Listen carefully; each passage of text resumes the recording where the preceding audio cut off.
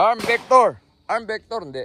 Arm striker. Arm striker, sorry po. No, arm striker pala yan. Si Sir Jomar may-ari, no? So, kasama niya ang kanyang may bahay. Magandang Sir Marco Yualday, ang Utol Rodolfo na criminology student, no? Tol, ikaw muna ang cameraman ko ngayon, no? Yes sir, no problem. So, this is semi-auto, no, Tol, no? And ang magazine ay 5 rounder itong ating magazine. So, may plate tayo doon. Subukan nating ipatama itong striker 1. Striker 1, arm. Na semi-auto shotgun. So, maganda ang setup niya, no? Ganito na talaga yung barrel na ito. Ganyan. So, striker 1.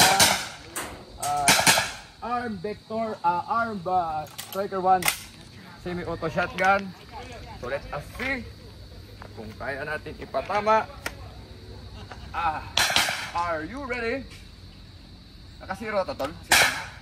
Zero yung ano, yung Holographic. Alright, okay, ready? Sana. Standing by. Up! Standing by. Up! Bala. Makita siguro, no?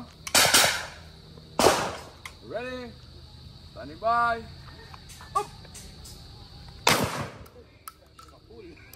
Ready? Standing by. Up! First time tayo na nakaputok nitong arm Vector. Parang ang hirap tanggalin ng magazine. Yun! Ano eh, bago-bago pa eh. Bago. So, bagong-bago. Yun! Medyo hindi ko nakikita yung holograph kasi hindi ako may grado. Pero tumama po. Maganda. So, sa mga gusto ng semi-auto shotgun, nakita naman ninyo. Ilang metro to? Siguro sir, 20.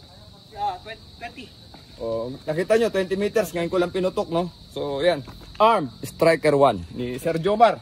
Panggan Pilipinas, Quezon City, NCR. Yan. Alright, thank you, Tol. Salamat.